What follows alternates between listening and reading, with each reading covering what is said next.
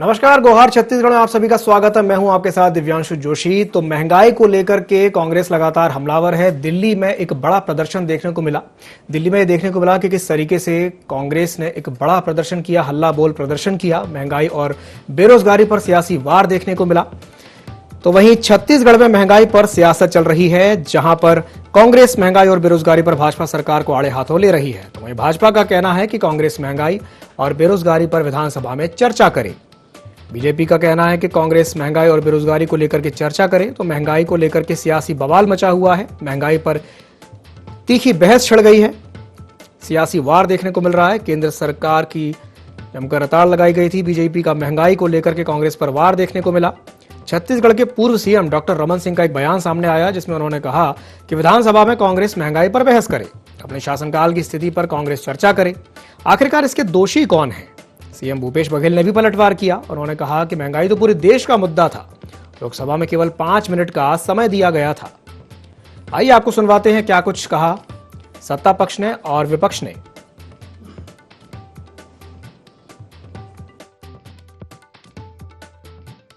महंगाई बेरोजगारी के लिए उनको बहस करना चाहिए, पार्लियामेंट में, विधानसभा में बहस करना चाहिए।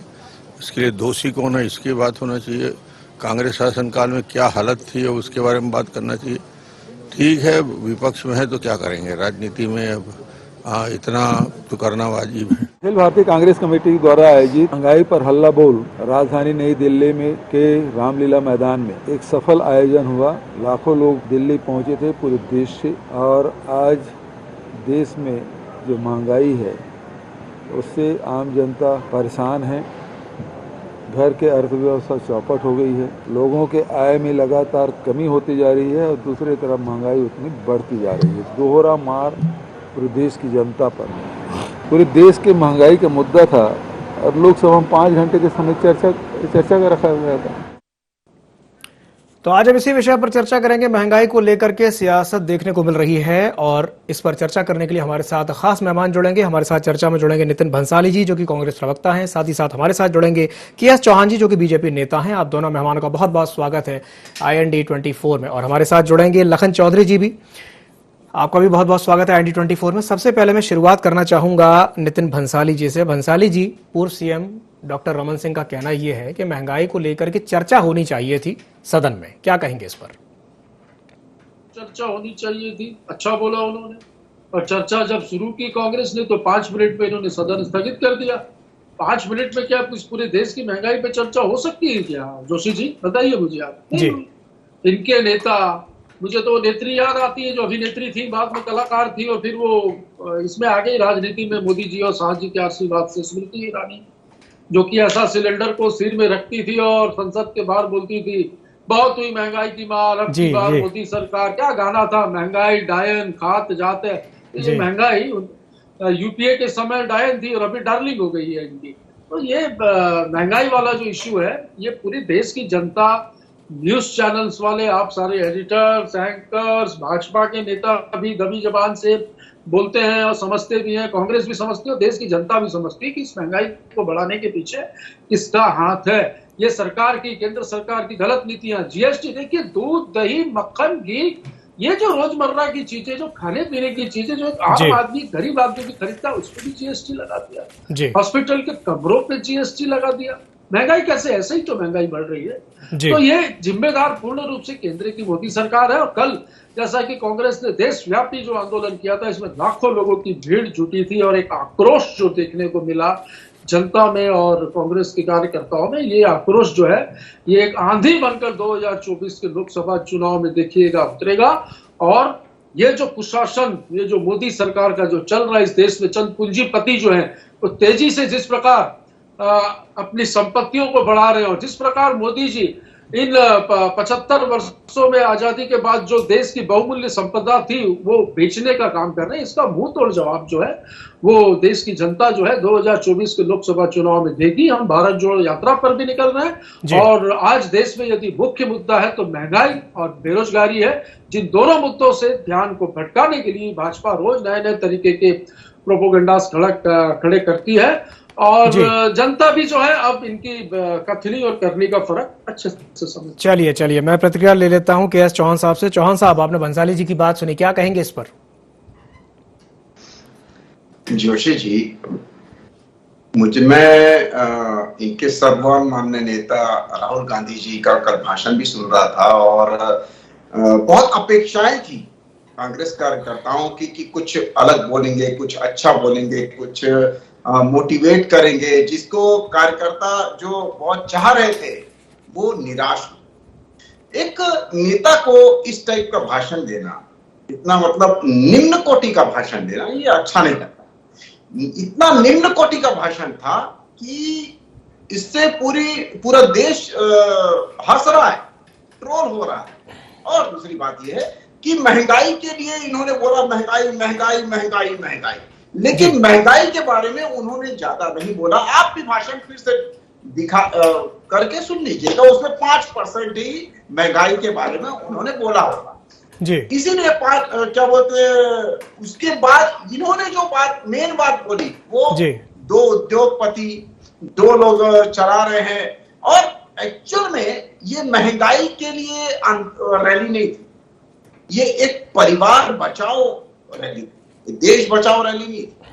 ये ईडी का जो डर था उनके अंदर वो साफ झलक रहा था। उन्होंने एक अपने भाषण में बात बोली थी कि नफरत जो होती है वो भय के कारण होती है। बहुत अच्छी बात बोली राहुल गांधी जी।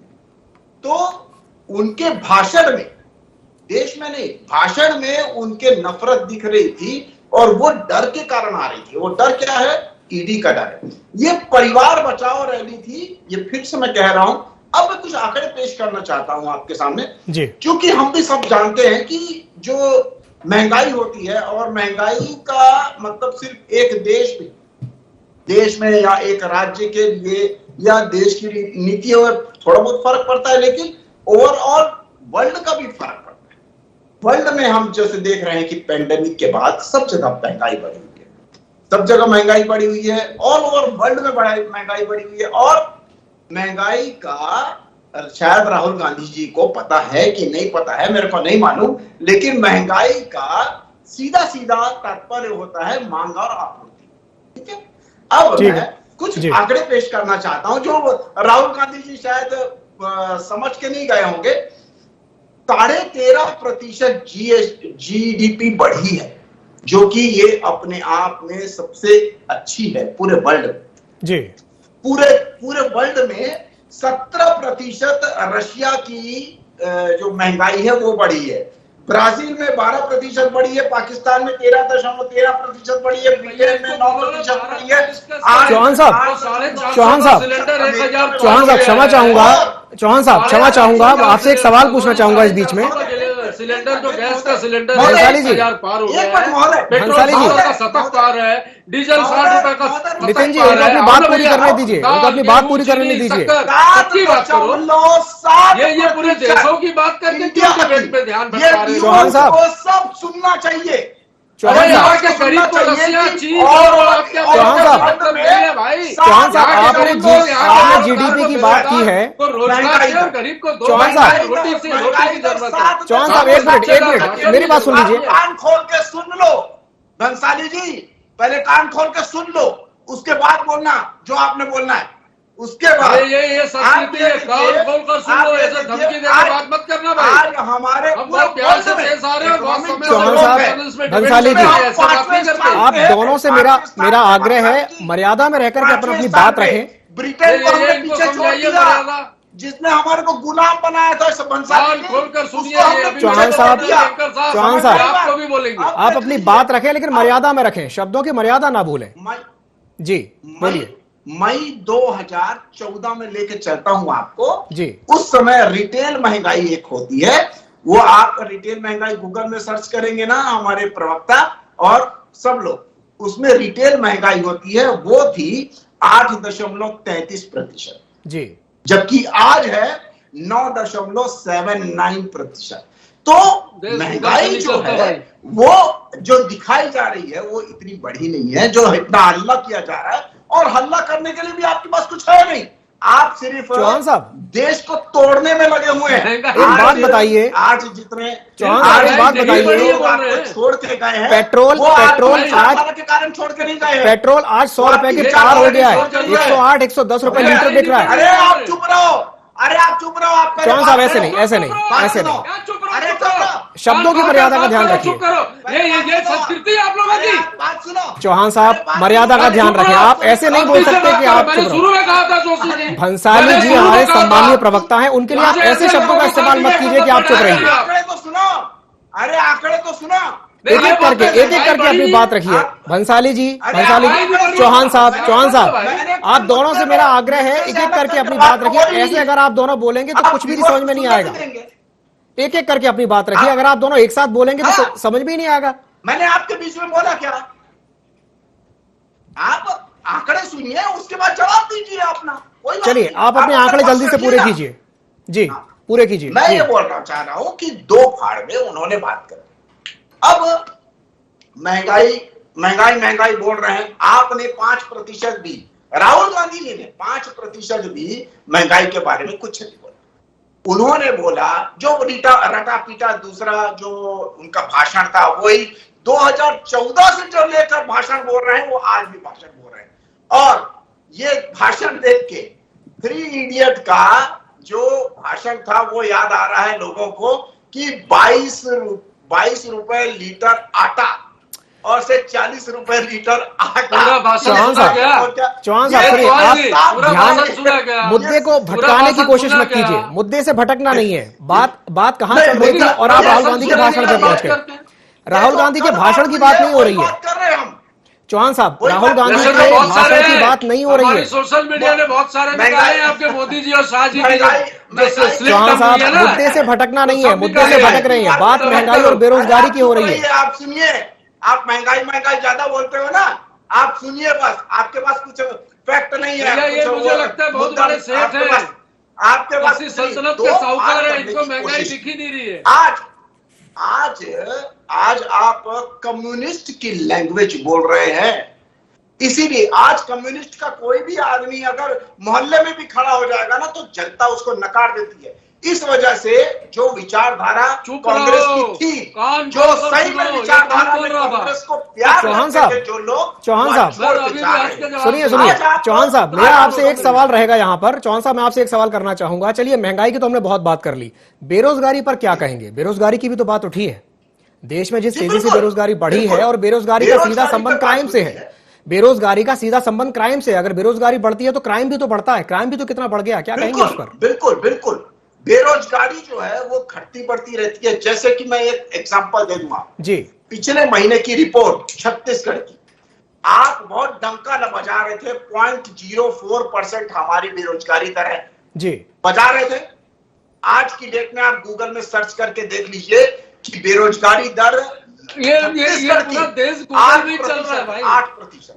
ये अभी भी लिख के आए हैं, कुछ पढ़ के बोल रहे हैं, और अभी थोड़ी देर में बार गूगल की बात कर रहे हैं। उसका ज्ञान नहीं है क्या भाई? चेक करिए दिव्यांशु जी, अभी गूगल पे चलिए। देश के गरीब को गूगल नहीं आता है भाई। इस देश की जनता को, देश के गरीब को 2 वक्त आंकड़ों की तो बहुत बात हो गई। आंकड़ों की बात हो सकती है कि गूगल नहीं चाहिए। चलिए चौहान साहब गूगल आपने, ठीक है आपने गूगल कहा कि मैं गूगल करके देख लूं कि आंकड़े क्या घटे हैं बढ़े हैं क्या है। अब हम जरा धरातल पर आकर के बात करें कि बेरोजगारी को कम करने के लिए आपकी सरकार ने क्या कदम उठाए हैं। चौहान साहब क्या कहेंगे इस पर? जी बिल्कुल, बहुत उम्दा प्रश्न दिव्यांशु जी, बहुत उम्दा प्रश्न। जो पेंडेमिक के कारण लोग बेरोजगार हो गए जी, और money is the capital, money is the blood of any market. तो वो मार्केट के लिए जो ब्लड चाहिए था, वो आज रेपो रेट गिरा के और केंद्र की सरकार ने लोगों को लोन बांटा ताकि लोग फिर से स्टैंड हो सके। एक इतिहास में जब से देश आजाद हुआ है तब कितने हजार करोड़ का लोन बांटा और कितने लोगों का लोन बांटा? चलो बताओ डाटा। Valid question. आज तक जो ठेले खुमची वाले मैं थे, बताता हूं, उनको लोन नहीं 2 मिला। करोड़ लोगों आज युवाओं को लोन रोजगार मिला, देना था, लोन बोला था मिला, इन्होंने, लोन चुनाव से मिला, पहले उसके वादा बाद किया था, आगे 16 करोड़ लोगों को आज रोजगार लोन- देना था, लोन जो नहीं मिला, दिया, उसके 24 कारण करोड़ लोग लोगों का स्टैंड रोजगार हुए, चला गया लोग और लगभग स्टैंड 4 हुए। करोड़ अरे चौहान साहब, लोग ऐसे हैं जिन्होंने भंसाली जी, भंसाली जी, भंसाली जी, एक मिनट, भंसाली जी शांत हो जाइए। कर लो, गूगल कर लो, भंसाली जी, एक गूगल मिनट। कर लो मेरे भाई। आपके ओ पास चौहान भंसाली जी, बोलने के लिए नितिन जी है शांत हो नहीं। जाइए, शांत हो जाइए, नितिन जी शांत हो जाइए। बंसाली जी आपके पास कुछ बोलने के लिए है नहीं, चुप चाहिए। चौहान साहब, मेरा एक सवाल ये रहेगा, बात पहले होती थी रोजगार देने की, तो ये अचानक से लोन की बात कहां से आ गई? पहले कहते थे कि हाँ रोजगार देंगे, फिर आप कह रहे हैं कि नहीं अब लोन बांट रहे हैं, तो ये इस पर क्या कहेंगे? मेरे को 2 सेकंड बोलने दीजिए। मैं जी, अपनी बोलिए। बात रखना चाहता हूं, जी अपनी पार्टी की बात रखना चाहता हूं, अपनी पार्टी की सोच रखना चाहता हूं। ठीक है। हमारा ये कहना है कि आप बेरोजगारी या इनकम किसको बोलते हैं? इनकम सिर्फ सरकारी नौकरी नहीं होती। इनकम होती है कि आप मेहनत कर रहे हैं, उसके एवज में आपको कुछ मिल रहा है कि नहीं मिल रहा है। ठीक है, अब उसके एवज में आपको अगर मान लीजिए आप कुछ करना चाहते हैं, आपके पास लोन नहीं है, आपके पास पूंजी नहीं है, तो पूंजी आपको प्रोवाइड की जाती है और आप उससे इनकम जनरेट करें। इसीलिए तो पूछ रहा हूं, इसका जो असर है, कितने लोगों को लोन दी और इस लोन में और इस पूंजी देने में कितने लोगों को रोजगार मिला? 13.5%। ये सवाल हम पूछेंगे, ये सवाल हम पूछेंगे कि कितने लोगों को लोन दिया। चौहान साहब, कितने लोगों को दिया? मैं उसका रिजल्ट बता रहा हूं आपको कि जितने, अब ये इनकम नहीं होती, जीडीपी क्रॉस क्यों होती? 13.5, जो कि वर्ल्ड में टॉप है, ये क्यों होती? अगर किसी की इनकम नहीं हो रही है तो ऐसी जीडीपी कैसे हो जाती है? लगभग 7 लाख करोड़ रुपया ये रिजल्ट के मित्रों को बच्चे खाते में डाल दिया। ये रिजल्ट दिख रहा है। जो कर्जा दिया था ना, माफ कर दिया रुक जाओ, कुछ नहीं है हमारे भाइयों को कितना पैसा दिया, महंगाई के बारे में बेरोजगार भाइयों को रोजगार के लिए कितना रुपया ऋण दिया, कितने लोग आपके पास? पॉइंट पे बात करो। कुछ नहीं है, फिर गूगल खोल लो, दूसरा मोबाइल रखे हो, बात करते हो। चलिए चौहान साहब लोगों को आप देखो, चलिए चौहान साहब, हम एक सवाल नितिन जी से कर लेता हूं। मैं नितिन भंसाली जी से एक सवाल करना चाहूंगा। नितिन जी, मेरा आपसे सवाल ये रहेगा कि जिस तेजी से हमने देखा है कि पिछले कुछ सालों में महंगाई और बेरोजगारी तो बढ़ी है, इससे कोई इंकार नहीं कर सकता। आप क्या मानते हैं कि इसके लिए कारण क्या इसके लिए नीतियां जिम्मेदार हैं? इसके लिए आखिर कौन जिम्मेदार है? क्या सिर्फ नीतियां जिम्मेदार है या और भी कारण है जिसकी वजह से स्थिति निर्मित हुई है? नितिन जी। निश्चित तौर पर केंद्र सरकार जिम्मेदार है, राज्यों में तो क्या केवल केंद्र सरकार जिम्मेदार है? क्या केवल केंद्र सरकार जिम्मेदार है? केंद्र ही जिम्मेदार है। छत्तीसगढ़ में तो बहुत अच्छा काम हो रहा है। अभी आप बेरोजगारी के आंकड़े उठाकर देख लीजिए, हमारे 0.4% में और 8% के ऊपर है। देख लीजिए भाई, ऐसा है, कुछ किया ऐसा है। आज ग्रामीण अर्थव्यवस्था छत्तीसगढ़ की देख लीजिए, केंद्र की देख लीजिए। जिस प्रकार देश की बहुमूल्य संपदाओं को बेचा जा रहा है, वहां पर जहां युवाओं को नौकरी मिलनी चाहिए, वहां पर संपदाओं को बेचकर उनको अपनी बात पूरी करने दीजिए। चौहान साहब, बंसाली जी को अपनी बात पूरी करने दीजिए। निकालू ना चौहान जी, तो 16 करोड़ लोगों को रोजगार मिलना चाहिए। 24 करोड़ लोग, मैं बता दूं आपको जोशी जी, रोजगार खो चुके हैं और लगभग डाटा के अनुसार 4 करोड़ ऐसे बेरोजगार हैं जिन्होंने नौकरी पाने की संभावनाएं छोड़ दी है, उम्मीदें छोड़ दी है। तो ये इनकी नीतियों की वजह से ही है और इनकी करनियों की वजह से। ये सिर्फ झूठ बोलना जानते हैं, जुमला करना जानते हैं। किसानों की बोला था ना दुगना करेंगे, कितना किया? चलो बताओ तो भैया, किसानों को दुगना करने का वादा किया था ना, कितना दुगना? नितिन जी, एक सवाल मेरा आपसे और रहेगा यहाँ पे।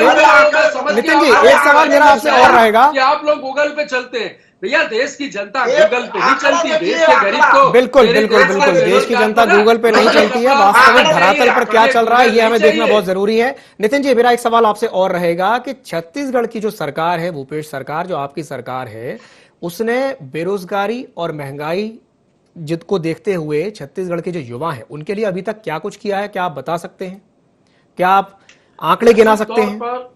नहीं, आंकड़े गिना दूंगा मैं। सरकारी नौकरियों में लगातार बम्पर भर्तियां निकल रही है, सारे विभाग उठाकर देख लीजिए आप छत्तीसगढ़ की वेबसाइट। उनको अपनी बात पूरी करने दीजिए, आपको भी मौका दूंगा। विभाग, फॉरेस्ट, हेल्थ, इरिगेशन, हर विभाग में बम्पर नौकरियां निकल रही है और मिल रही है। पीएससी जो इनके समय से बंद पड़ा था, ये पीएससी भी चालू है, अभी फिर विज्ञापन निकले हैं पीएससी में नौकरी देने के। इसके अलावा सिर्फ सरकारी नौकरी नहीं होती, बंद पड़े उद्योग यहाँ पर राज्य ने अपनी नीतियों से चालू किए हैं। हमारी नई उद्योग नीति, जो बंद पड़े उद्योग थे वो पुनर्जीवित हुए हैं और वो चालू है, उसमें लोगों को रोजगार मिला है। इसके अलावा गोधन न्याय योजना और राजीव गांधी किसान न्याय योजना, देखिए 14 लाख किसान थे जो सीजी रजिस्टर्ड इस प्रदेश में 14 लाख किसान धान बेचते थे।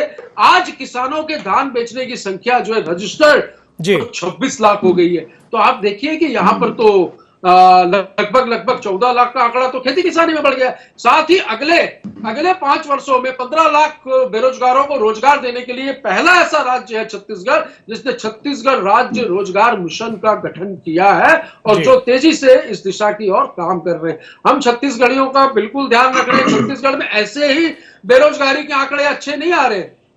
आप देखिए 0.4% ये है छत्तीसगढ़ का बेरोजगारी दर। मतलब आप ये कहना चाहते हैं केंद्र का नितिन जी, बात तो है भाई, आज ग्रामीण अंचल में गोधन न्याय योजना के माध्यम से हम चलिए एक सवाल मैं चौहान साहब से भी कर लेता हूँ। स्थानीय हमारे युवाओं जी, चौहान साहब से भी एक सवाल कर लेता हूं। चौहान साहब, उनके कहने का आशय ये है और वो ये कहना चाह रहे हैं कि जो छत्तीसगढ़ मॉडल जिसकी बार बार बात होती है और उसकी तारीफ भी हो चुकी है। देखिए, प्रधानमंत्री मोदी जी भी छत्तीसगढ़ की कई योजनाओं की तारीफ कर चुके हैं, तो इससे इंकार नहीं किया जा सकता कि छत्तीसगढ़ मॉडल अनसक्सेसफुल हो गया है या सफल नहीं है। उसकी अगर तारीफ हो रही है तो कहीं ना कहीं हमें मानना पड़ेगा कि हाँ, कुछ तो बात है जिसके चलते उसकी बात हो रही है। क्या कहेंगे चौहान साहब? दिव्यांशु जी, दो चीजें होती हैं जी। एक होती है प्लानिंग और दूसरा होता है इम्प्लीमेंटेशन। जी, राइट।